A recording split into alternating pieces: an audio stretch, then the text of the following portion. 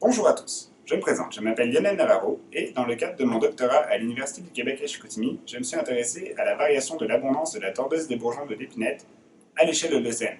Dans le cadre de ce petit vidéo de 3 minutes, je vais tenter de vous résumer mon projet, de vous expliquer la méthode qu'on a mis en place au laboratoire pour reconstruire cette abondance. Comme vous le savez, la forêt boréale est un écosystème très important. Sur un plan économique, un tiers des ressources forestières du monde proviennent de cet écosystème, ce qui veut dire que de nombreuses communautés en dépendent pour leur développement. Sur un plan écologique, la forêt boréale remplit également de nombreux services au niveau notamment de la séquestration du carbone. D'où l'intérêt pour nous de développer des politiques d'aménagement écosystémique efficaces qui permettront de diminuer l'écart entre les forêts aménagées et les forêts naturelles.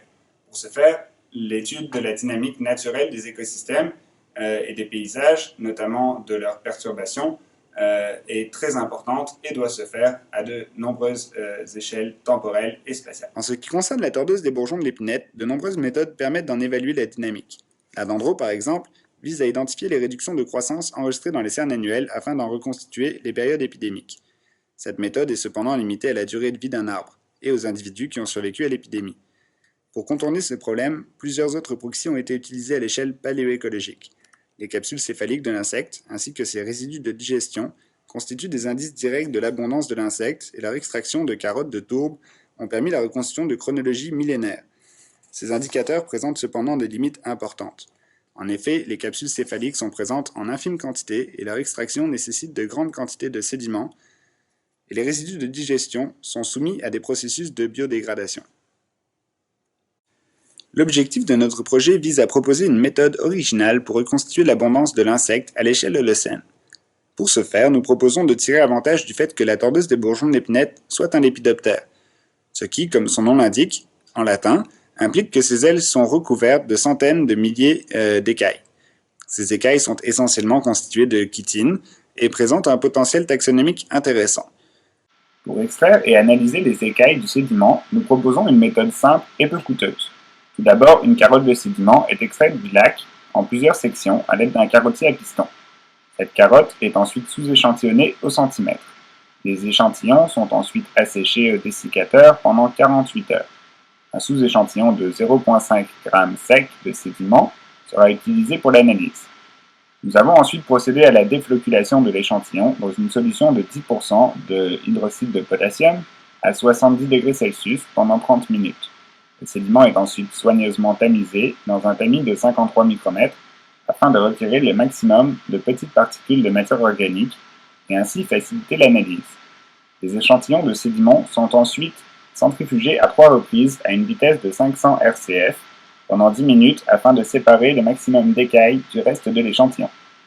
Le surnageant de densité plus faible est conservé après chaque centrifugation, puis recentrifugé à 3900 RCF pendant 20 minutes afin de faire précipiter les écailles.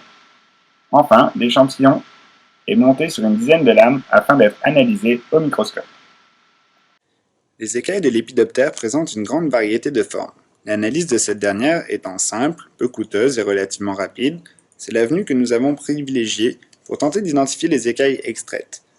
Pour ce faire, nous avons analysé la forme de 7400 écailles prélevées sur 18 spécimens des 3 principales espèces de lépidoptères épidémiques au Québec, à savoir la tordeuse des bourgeons de l'épinette, l'arpenteuse de la pruche et la livrée des forêts.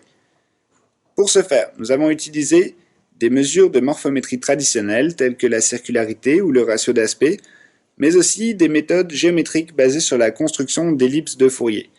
Cette analyse nous a permis de construire 10 morphotypes par espèce, parmi les écailles dont la forme était la plus spécifique. Ces morphotypes devraient nous permettre, au moment de l'interprétation des résultats, d'apporter une confirmation que les pics d'abondance sont liés à la dynamique de la tordeuse des bourgeons de l'épinette. La stratigraphie présentée dans ce poster est le résultat de l'étude de 2 carottes sœurs prélevées dans le lac Flévy, dans la forêt expérimentale de Simon-Couche. Les macrorestes ont été extraits de la première carotte et ont fait l'objet d'une étude réalisée à l'UQAM par Aurélie Genry et Samira Warmin. La datation présentée correspond à l'analyse de cette carotte. Les écailles ont été extraites de la seconde carotte et une datation spécifique de ces pics d'abondance devrait permettre de préciser l'interprétation. L'analyse préliminaire des résultats permet cependant de mettre en évidence plusieurs périodes durant lesquelles l'écosystème a évolué au cours de l'Holocène. En ce qui concerne les résultats préliminaires de cette étude, la première chose à noter est que nous avons retrouvé des écailles dans la plupart des centimètres étudiés. Ces écailles sont en bon état, bien conservées, bien que de temps en temps certaines soient brisées ou pliées, ce qui ne facilite pas l'analyse de la forme. Ces résultats ayant été obtenus que très récemment, nous ne nous risquerons pas à faire une interprétation détaillée. Oui, je sais, c'est lâche. Nous pouvons cependant noter quelques points intéressants. Les zones A1 et A2 correspondent à une période durant laquelle très peu de macrorestes de charbon ont été retrouvés. Ce qui différencie probablement ces deux zones est la présence de pics d'abondance d'écailles majeures dans la zone A2 entre 3000 et 4000 ans avant le présent. La zone A1, quant à elle, est marquée par une domination du pin blanc. Les zones A3 et A4 sont marquées par une variation importante du nombre de charbons. La zone A4 se distingue par une plus grande abondance de l'épinette noire et du sapin. Enfin, les macrorestes du mélèze, l'aricin, sont très présents dans l'ensemble de la carotte, ce qui est probablement lié au fait qu'il s'agisse d'une espèce caduque. Pour finir, je vous remercie de votre attention et je vous invite à venir me faire part de vos questions, de vos commentaires ou de vos suggestions au cours de la session de poster qui aura lieu mardi à partir de 10h40.